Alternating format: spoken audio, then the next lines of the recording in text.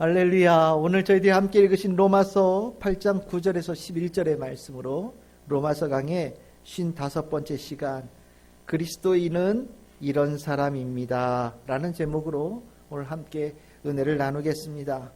우리 명절에 가족이 모이면 우리 그리스도인들, 꼭 믿지 않는 사람들에게 똑같은 모습을 보입니다. 복음 전하고 믿음을 권면하며 예수 믿으라고 하는 진심의 사랑의 마음으로 그들에게 주님 앞에 나오라고 권면을 하지요. 이렇게 우리가 권면을 하게 되어지는 이유는 예수 믿으면 너무 좋다, 내가 정말 내 안에 너무너무 행복함이 있다라는 것을 내가 체험했기 때문이고, 또 아직 예수를 알지 못해서 예수님을 온전하게 믿지 못하는 분들을 정말 사랑하는 마음으로 우리는 진지하게 권면하곤 합니다. 근데 이 권면이 참 이 사랑의 권면, 축복의 권면인데, 이 권면에 대해서 귀를 열고 마음을 열고 듣는 경우들도 있지만 종종 그 권면을 거부하는 경우들도 있죠. 그리고 때로는 논쟁으로 벌어지는 경우도 있습니다. 예를 들어서 그리스도인이면 왜 좋은지 이유를 얘기를 해봐라. 또 어떻게 좋은지, 얼마만큼 좋은지, 얼마만큼 귀한 것인지 꼬치꼬치 이렇게 캐묻습니다. 그러다 보면 내가 막상 복음을 전하면서 예수 믿어야 된다라고 얘기를 했지만 이렇게 참 정확하게 답하기가 이렇게 좀 입이 이렇게 막힐 때가 있어요. 내가 체험하고 내가 그 안에 있으니까 좋은 건 너무 알겠는데 이걸 어떻게 말로 표현하기가 쉽지 않고, 또 표현하는데 한계가 있는 것을 우리가 경험하게 되죠.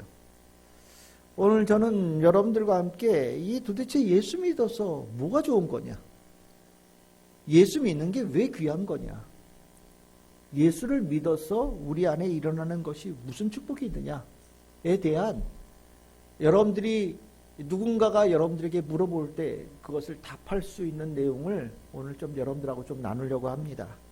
오늘 이 로마서 8장 9절에서 11절 말씀, 예수 믿는 자는 이런 사람이다 라고 사도 바울이 로마 교인들에게 쓴 그 구절이에요. 예수 믿는 사람은 이런 거다, 이런 축복이 있다라는 것을 쓴 구절이거든요. 이 바울이 로마서에서 이 구절을 쓴 이유는 잘못 믿고 있어 이런 얘기를 하려고 하는 게 아닙니다. 정말 어려운 상황 속에서도 예수의 복음을 먼저 듣고 그리스도인이 되어진 그 로마 교인들에게 잘 믿었어, 아주 훌륭해, 어려움이 있더라도 그 믿음 잘 지켜야 돼, 그게 얼마나 귀한 건지 몰라, 그런 자부심을 가지고 살아라는 권면으로 이 8장 9절에 11절의 말씀을 한 거거든요. 이게 그리스도인은 이런 사람입니다라는 내용이 우리가 맞아 그런 사람이야라는 것도 깨달음이 되지만, 아직 예수를 알지 못하는 사람들에게 그리스도인은 이런 축복이 있어라고 전하는 내용과 똑같은 내용이지 않겠습니까? 그래서 오늘 저는 여러분들과 함께 이 8장 9절에서 11절의 말씀을 각각의 구절을 보면서 예수 믿는 것 왜 좋은지, 왜 예수를 믿어야 되는지에 대한 부분들을 나누려고 합니다. 한 절 이렇게 끊어서 읽으면 우리가 그리스도인이 무엇인지 아마 우리가 잘 알 수 있을 거라는 생각이 듭니다. 우리 첫째로, 그리스도인 왜 중요하냐? 그리스도인이 되는 것이 중요한 이유는 바울은 로마서 8장 9절에서 하나님의 영이 거하는 사람이 되기 때문에 중요하고 축복이다라고 얘기를 합니다. 우리가 로마서 안에 주옥 같은 말씀들이 굉장히 많아요. 이 주옥 같다는 얘기는 듣기에 달콤한 이런 말씀을 얘기하는 게 아닙니다. 이 말씀 하나가 진리를, 하나님과 예수님 그리고 나의 성령님, 나의 구원에 관한 아주 엑기스 같은 말씀들을 아주 짧게 잘 요약해 준 그 본문들을 주옥 같다라고 얘기하는 거예요. 우리가 그래서 로마서 1장 17절 믿음으로 구원을 얻는다든지, 5장 1절에서 보시면 믿음으로 의롭다함을 받아서 화평함을, 하나님과 화평을 누린다든지, 6장 23절 같으면 죄의 삭은 사망이요 하나님의 은사는 그리스도 예수 우리 주 안에 있는 영생이라는 말씀이라든지, 또 우리가 지금 우리 얼마 전에 나누었던 로마서 8장 1절 말씀처럼 그리스도 예수 안에 있는 자에겐 결코 정죄함이 없다든지, 이런 말씀들 굉장히 중요한 말씀들이거든요. 근데 이 말씀과 더불어서 8장 9절의 말씀도 그 주옥 같은 말씀에 손가락 안에 드는 말씀이에요. 그럼 왜 8장 9절을 주옥 같은 말씀이라고 얘기를 하냐? 그리스도인은 어떤 사람인가에 대해서 아주 딱 부러지게 말하고 있는 구절이기 때문입니다. 그리스도인이 어떤 사람들이냐? 뭐라고 얘기하고 있습니까? 그리스도인은 그리스도의 영이 있어야 된다라고 얘기하고 있어요.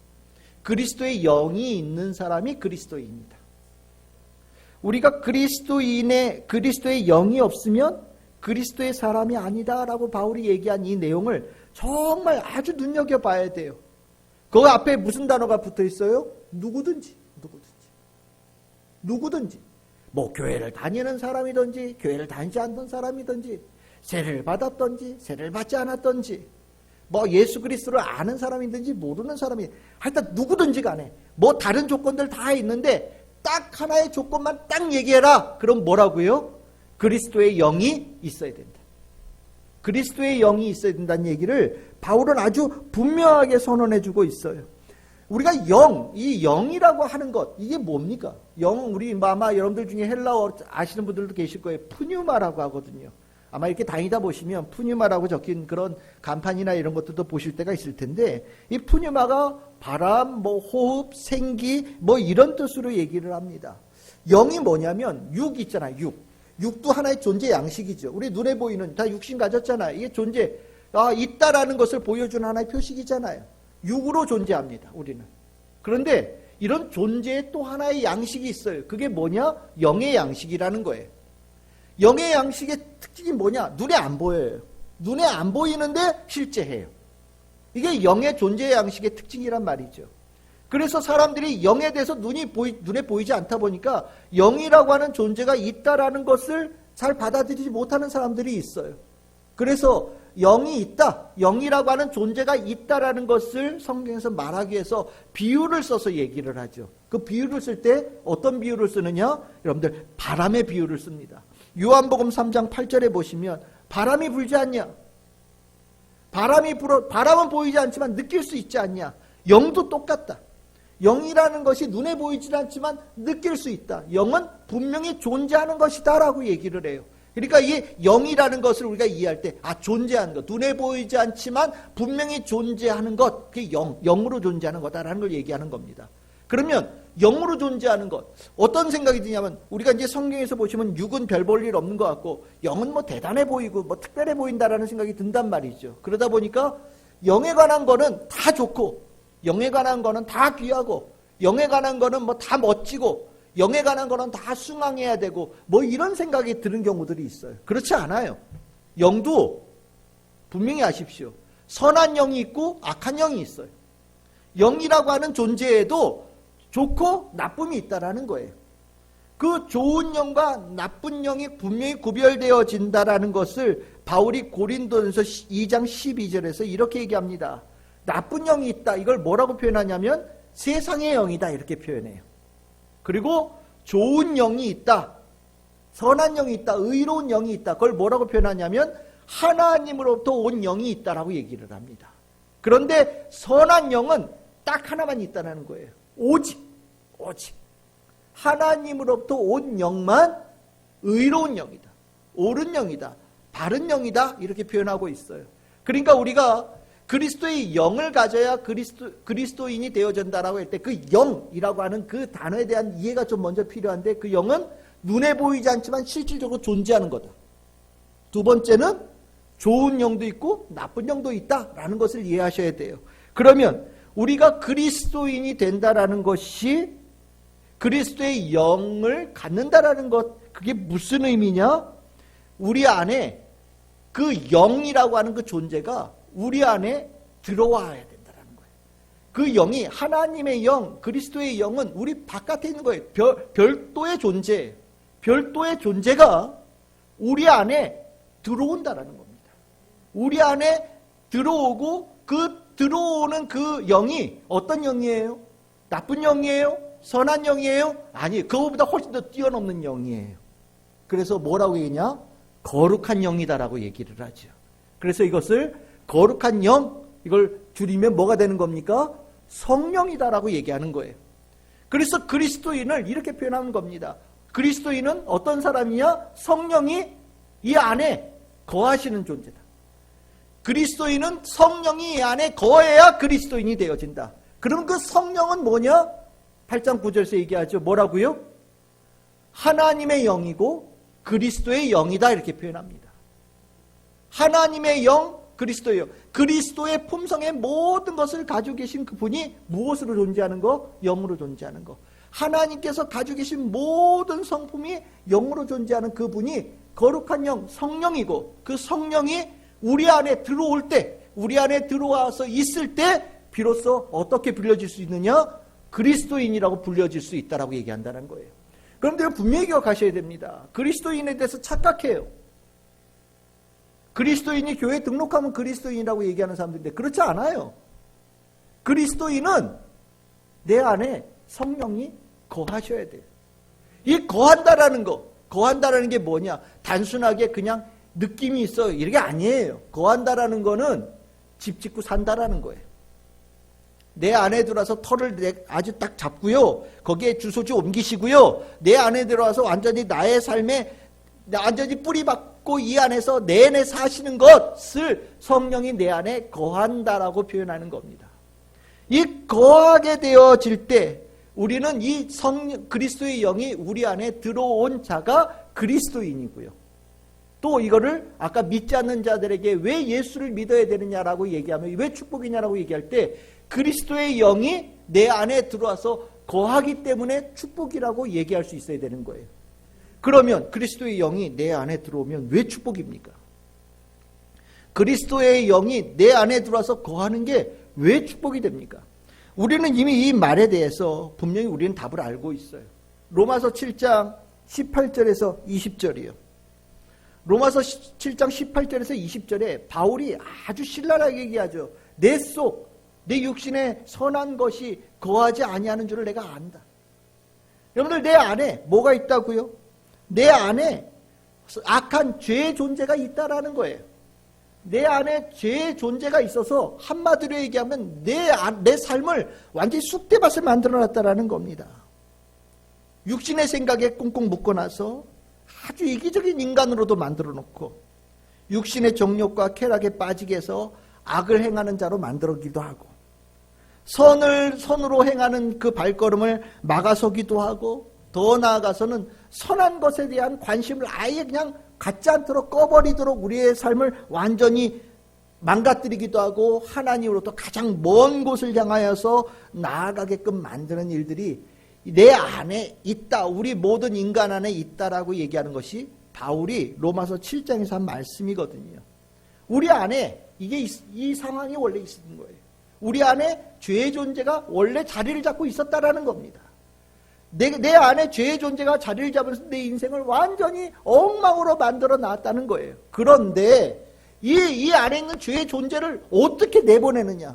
내 안에 있는 이것 때문에 내가 너무 힘들고 괴롭고 내 인생이 완전히 망가져 가는데도 불구하고 떨어뜨려 놓을 방법이 없어요. 약을 먹어도 안 되고 아무리 노력을 해도 안 되고 무슨 수를 쓰더라도 이 안에 있는 이 죄의 존재가 떠날 방법이 없었는데 죄의 존재가 떠나는 유일한 길이 있다라는 거죠. 그게 무엇이냐? 하나님의 영이, 예수 그리스도의 영이, 성령이 내 안에 들어올 때 정말 무엇으로도 해결되지 않던 내 안에 있던 죄의 존재가 꼬리를 감추고 떠나가는 역사가 일어난다라는 겁니다.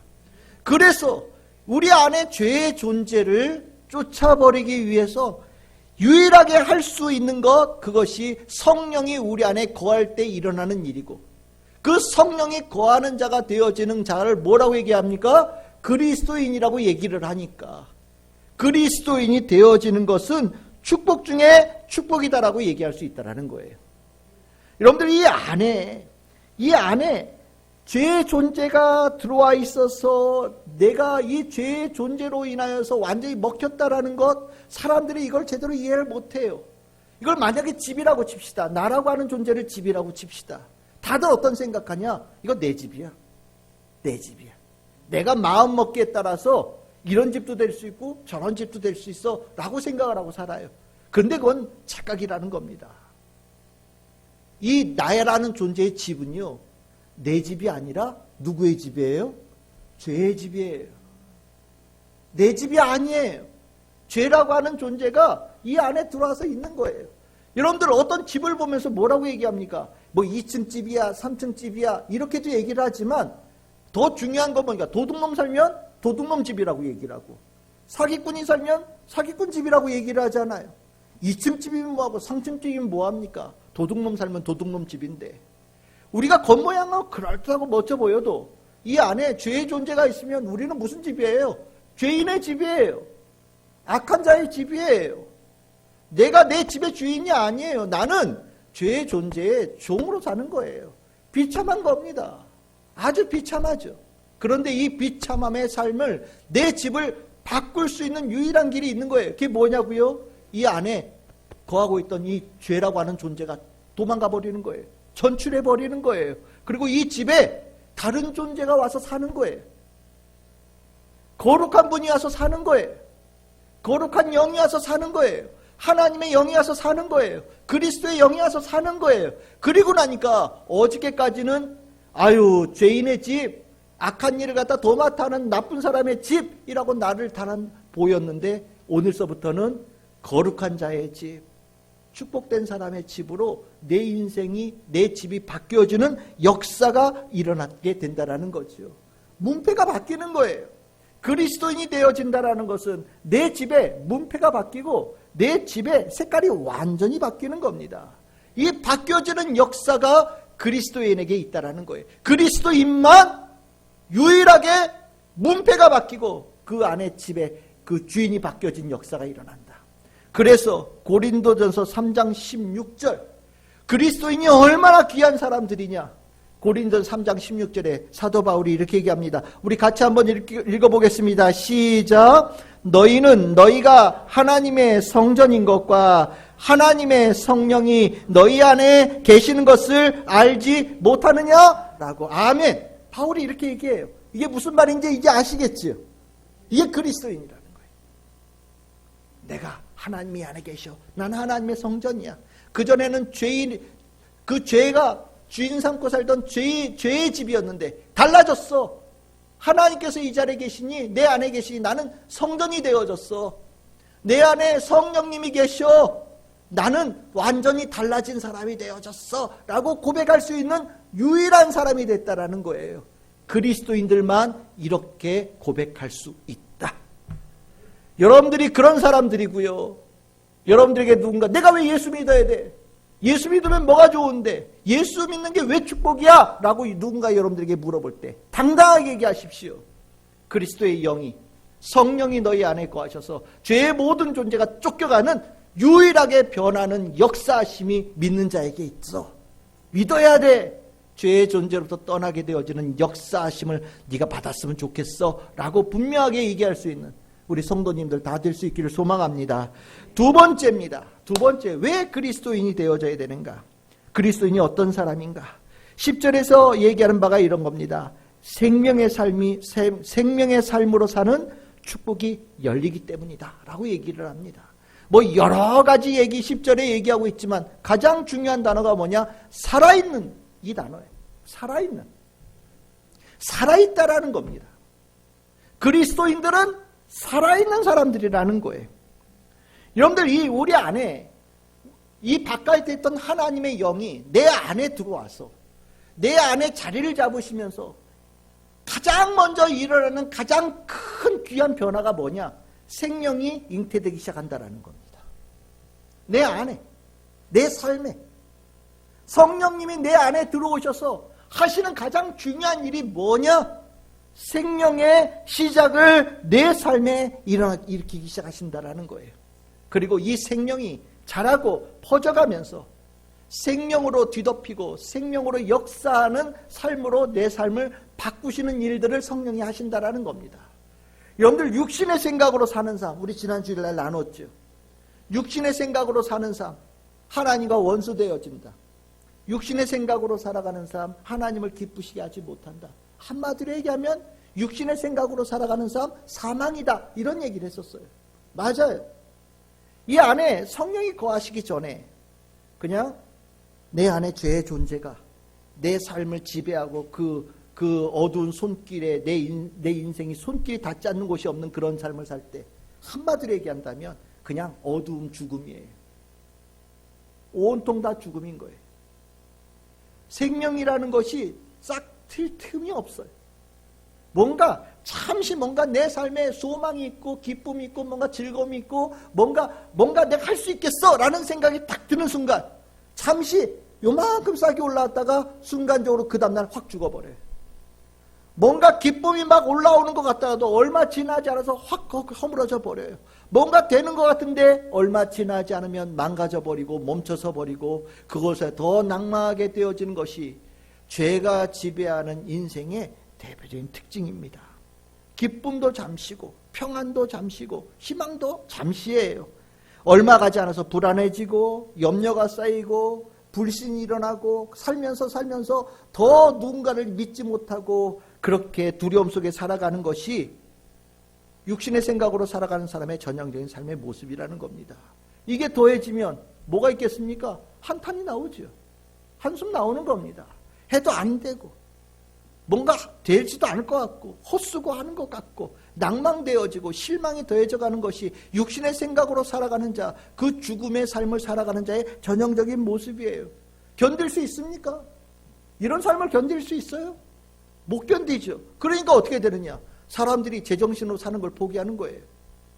술 먹고 잠시 동안 즐거움 잊어버려. 잊지 않으면 내 못 살겠어.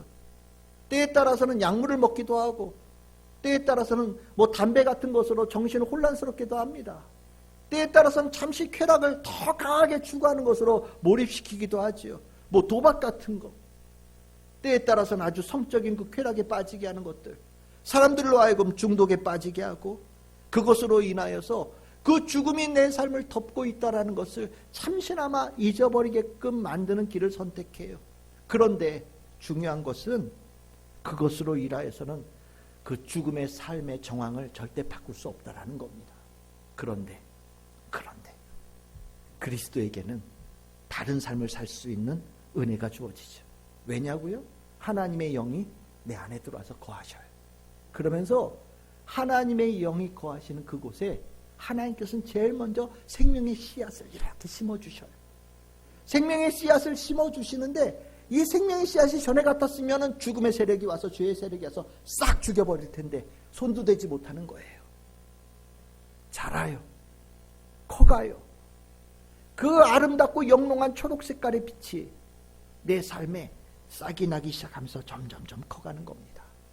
아주 작은 변화죠. 정말 온통이 다 깜깜한 내 인생에 저 한쪽 구석기에서 생명의 씨앗이 요만한 게 하나 올라왔을 때 정말 눈에 띄지 않을 수도 있어요. 하지만 나는 압니다. 이 작은 생명의 씨앗이 시작되어진 것이 내 삶에 전체적으로 영향을 끼치기 시작하는 시작이라는 것을 내가 깨닫기 시작하죠. 그리고 이 깜깜한 것이 아니라 저 구석에 있는 그 생명에 내가 집중하고 내 눈이 그쪽을 향하고 내 마음이 그걸 향하면서 그 안에 있는 수많은 하나님의 축복의 세계를 보기 시작하는 은혜의 삶을 살기 시작하는 거예요. 이 놀라운 축복이 그리스도인에게 있게 되어지는 겁니다. 그 삶의 역사가 일어나면 아주 작은 변화인데 이 작은 변화가 점점점 내 모든 삶에 영향을 끼치기 시작하는 거예요. 여러분들 성경에 하나님 만나서 죽음에서 생명으로 변화되어진 수많은 사람들의 이야기가 나옵니다. 성경에 이 눈으로 성경을 보면 맞아, 하나님 만나면, 예수님 만나면, 성령님 만나면, 그리스도인 되어진 믿으면 놀라운 역사가 일어나는구나 라는 것을 여러분들이 보게 될 거예요. 예수님 만나서 병 고친 사람들 다 그런 사람들이에요. 예수님 만나서 귀신으로부터 벗어나게 되어진 자들 다 그런 사람들이죠. 또 성경에 굉장히 많이 나오는 것, 애 못 낳던 여자가 애 낳게 되어지는 이야기들, 이 전형적인 이야기입니다. 아이를 낳지 못해서 죽음으로 가득한 인생에 하나님 앞에 나아가서 부르짖고 하나님께서 그를 기억하시며 축복하실 때 하나님께서 그에게 잉태하게 하셔요. 생명의 씨앗을 주시죠. 근데 그 생명의 씨앗이 그의 인생을 완전히 바꿔놓는 거 아니겠습니까? 룻기에도 나오죠. 룻이 어떤 사람입니까? 가나안 땅에 가뭄이 들었어요. 그래서 이 땅에서 못 살겠어. 좀 더 풍요로운 땅으로 가야 되겠어. 그럼 모압 땅으로 간 그런 집안 아닙니까? 하나님께 등지고 간 거예요. 근데 어떤 일이 났습니까? 다 죽었죠. 남편도 죽고 아들들도 다 죽었어요. 완전히 거지가 된 거예요. 그리고 다시 빈털터리가 돼서 고향 땅으로 돌아왔어요. 돌아와서 뭐라고 그럽니까? 고향 사람들에게 얘기를 하죠. 나옴이라고 부르지 마. 나옴이라는 게 기쁨이란 뜻이거든요. 나 이제부터 나옴이 아니야. 나는 이제부터 마라라고 불러. 마라는 고통, 이런 뜻입니다. 정말 슬프고 슬픈 인생으로 나락으로 떨어진 거예요. 그런데 그 나오미를 쫓아왔던 며느리, 과부 며느리 롯이 있었죠. 그렇죠? 롯이 하나님께서 보시기에 너무 귀한 거예요. 믿음이 있는 거예요. 하나님께서 그 롯을 통하여서 아주 작은 생명의 씨앗 하나 넣어주셨어요. 그랬더니 어떻게 됩니까? 마라가 되어졌던 나오미가 도로 나오미로 돌아오는 역사가 일어나는 거예요. 이거예요. 하나님께서 함께 하실 때, 성령이 내 안에서 거하실 때 작은 생명의 역사가 일어납니다. 그 작은 생명의 역사가 내 삶을 송두리째 바꾸어 놓는 축복으로 나아가는 거예요. 그래서 사도 바울은요, 성령이 우리 안에 임하면 생명의 역사가 일어난다, 생명의 열매가 맺혀지기 시작한다라는 것을 강조하면서 여러분들이 너무나도 잘 알고 있는 갈라디아서 5장 22절에서 23절, 우리가 성령의 열매라고 하는 이 말씀으로 성령이 우리 안에 들어와서 일으키는 놀라운 변화에 대한 얘기를 해줍니다. 하나님의 영이, 그리스도의 영이, 성령이 내 안에 거하심으로 말미암아 내가 사랑의 사람이 되어졌어.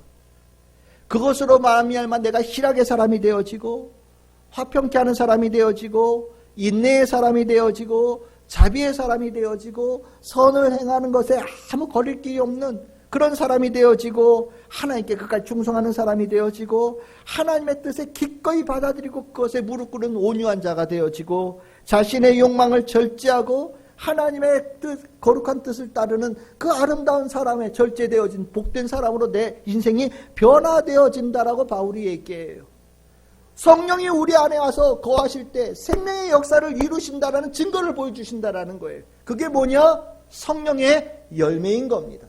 성령의 열매가 일어난 그곳에서 여러분들 느끼셔야 돼요. 무엇을요? 내 안에 죽음이 아니라 생명의 역사가 일어나고 있다는 것을 여러분들이 아셔야 되는 거예요. 그리스도인에게 있는 축복이 바로 이 모습입니다. 여러분들, 이 생명이 일어날 때 예수 믿기 전에 그 죄의 존재에 억눌려 살았던 사람의 삶이 변하죠. 여러분들 너무나도 잘 아시는 그 술마귀로부터 떠나는 역사가 일어납니다.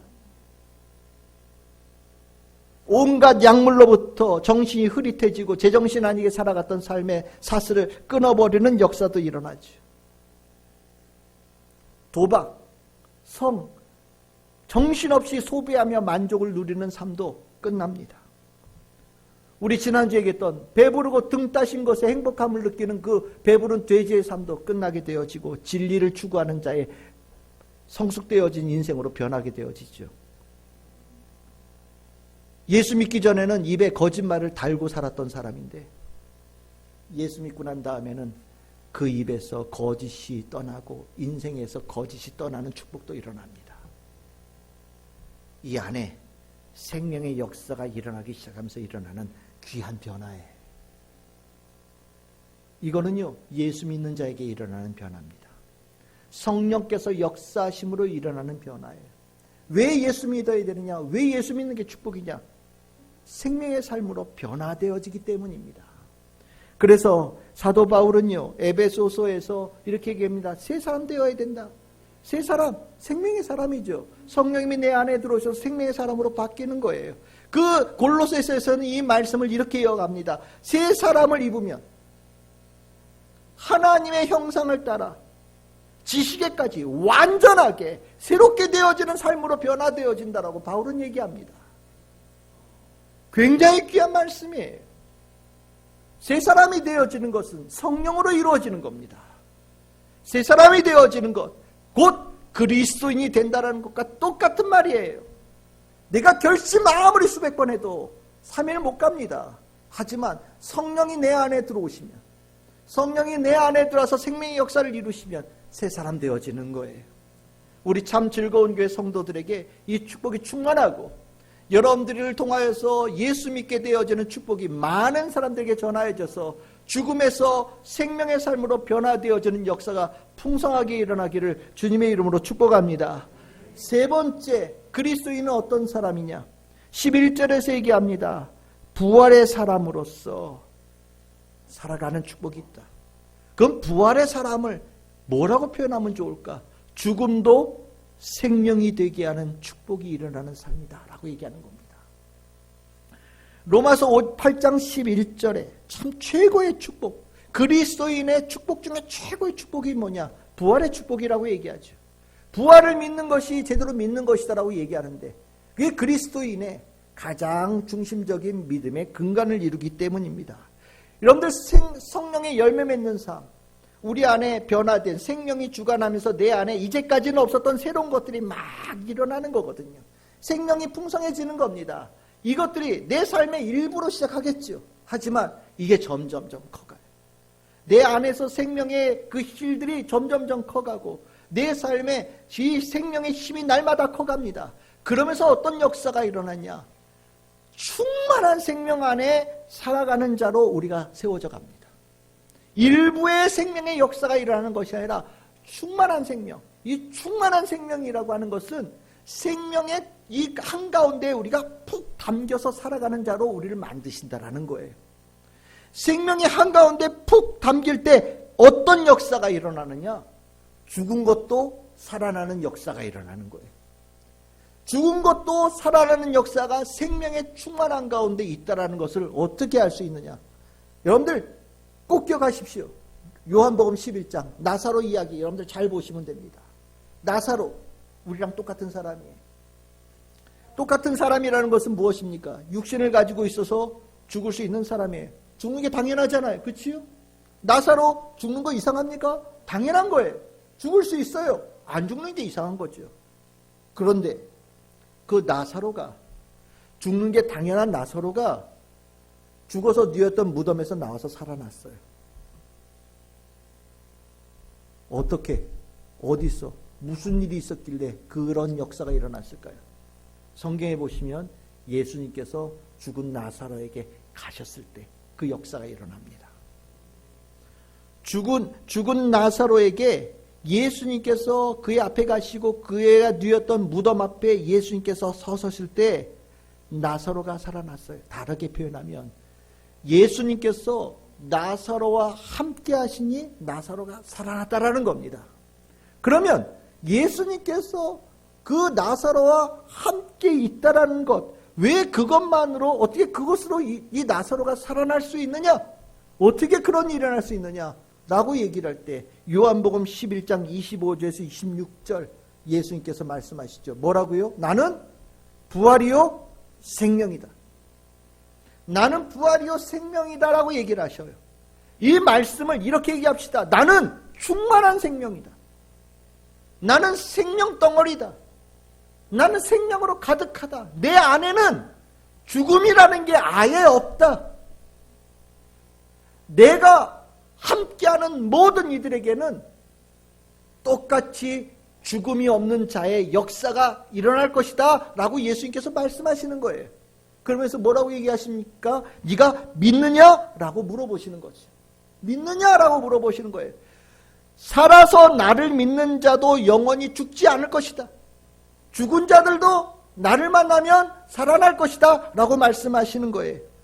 왜 이런 역사가 일어났냐? 이 충만한 생명 예수 안에는요, 죽음이라는 것이 이 안에 들어오더라도 이 죽음이 생명으로 바뀌어지는 역사가 일어나기 때문입니다.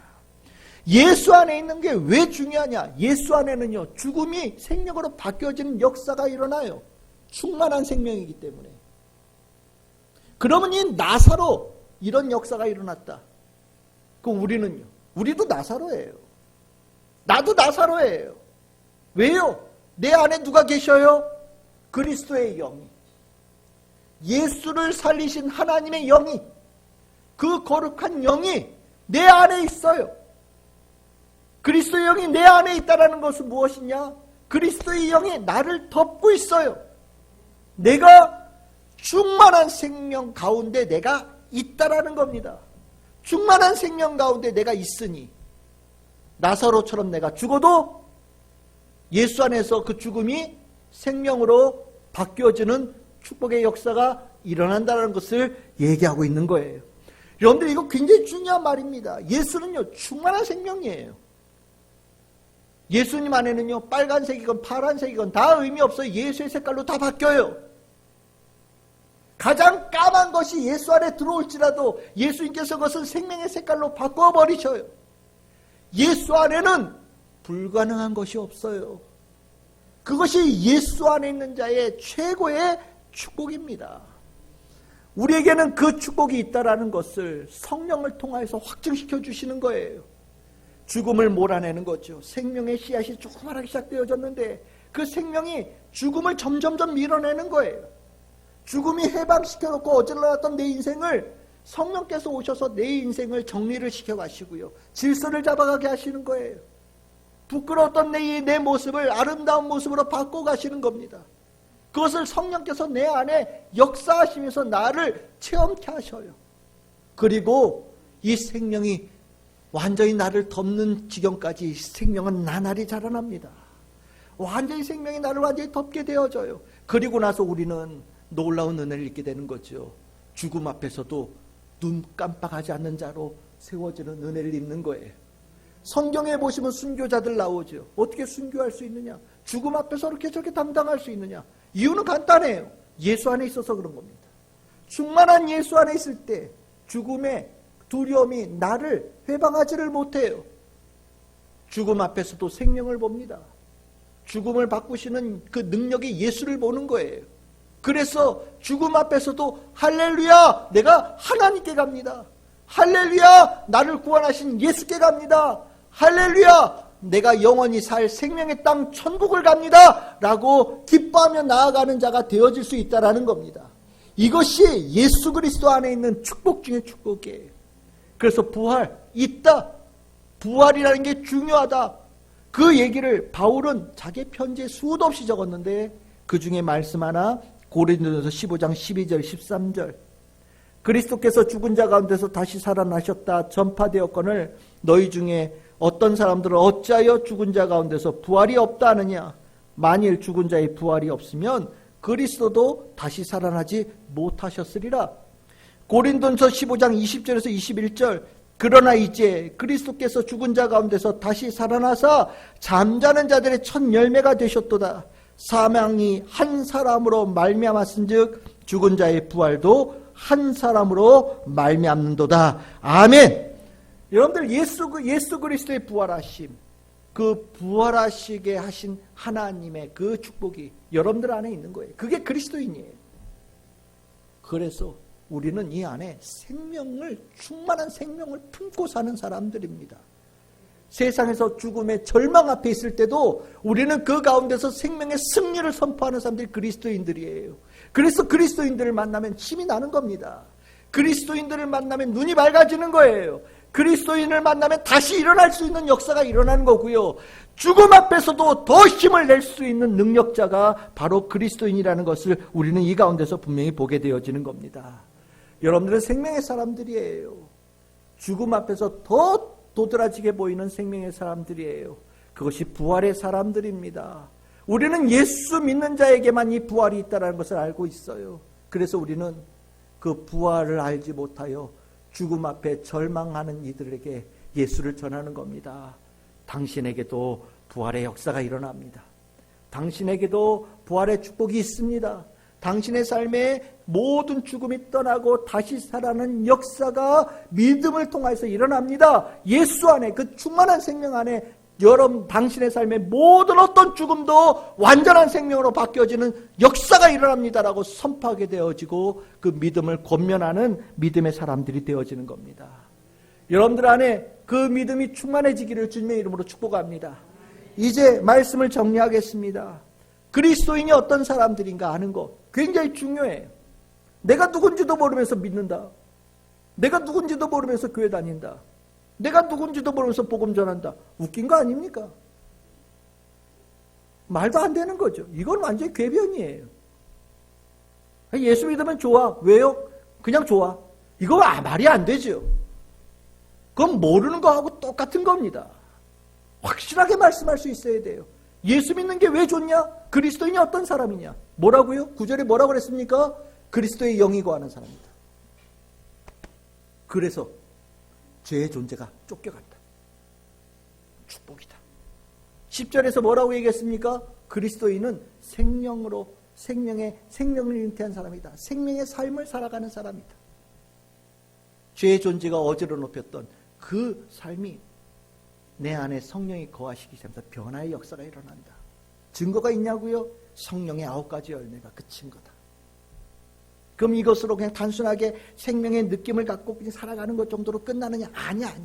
더 귀한 역사가 있다. 11절에 뭐라고요? 그리스도인은 부활의 사람이다. 부활의 사람은 곧 죽음도 생명으로 바뀌는 한 예수 그리스도의 충만한 생명 안에 살아가는 사람이다라는 겁니다. 예수 믿는 자에게는 죽음이라는 게 없어요. 죽음은 이미 사라진 지 오래예요. 죽음은 저 멀리 있어요. 눈에 보이지도 않아요. 완전한 예수 그리스도의 생명 안에 사니 가장 깊은 절망 속에도 희망을 찾고 가장 낭망하는 순간에도 다시 일어날 수 있고 내가 일어나는 것뿐만 아니라 같이 일어서서 세울 수 있는 역사가 부활의 사람 그리스도인에게 있다라고 바울은 분명히 얘기를 합니다. 여러분들이 그런 사람들이에요. 나는 그런 사람입니다. 우리는 이 로마서 8장 9절에서 11절을 통하여서 그리스도인이 어떤 사람인지 보았어요. 이제 아셨죠? 오늘 여러분들 설 명절 아마 가족들을 만날 겁니다. 사랑하는 친구들을 만날지도 몰라요. 또 그 자리에서 우리는 끓어오르는 사랑의 마음을 주체하지 못하여서 또 입을 열어서 복음을 전할 거예요. 예수 믿어야 된다고. 그 말에 누군가는 또 반박할지 모릅니다. 믿는 게 왜 좋은데? 예수 믿는 게 뭔데? 그리스도인 된다는 게 뭔데? 교회 다니는 거야? 교회가 헌금하는 거야? 주일마다 일요일마다 가서 예배 드리는 자야? 그렇게 얘기할 때 확실하게 얘기하십시오. 확실하게 얘기하십시오. 성경을 딱 펴고 로마서 8장 9절에서 11절 딱 펴서 한 절 한 절 왜 예수 그리스도를 믿어야 되는지, 왜 예수 그리스도를 믿는 게 귀한 건지, 왜 예수 그리스도를 믿는 게 축복인지를 확실하게 전해 주십시오. 예수 그리스도를 믿는 자에게만 일어나는 축복, 그 놀라운 축복을 전하는 성도들 다 되기를 바랍니다. 여러분들에게 살아있는 하나님의 영, 예수 그리스도의 영, 성령의 사람으로 이 세상 속에서 빛이 되고 소금이 되고 생명이 되고 소망이 되는 축복의 사람들, 진짜 그리스도인들, 우리 성도들 다 되시기를 주님의 이름으로 축복합니다.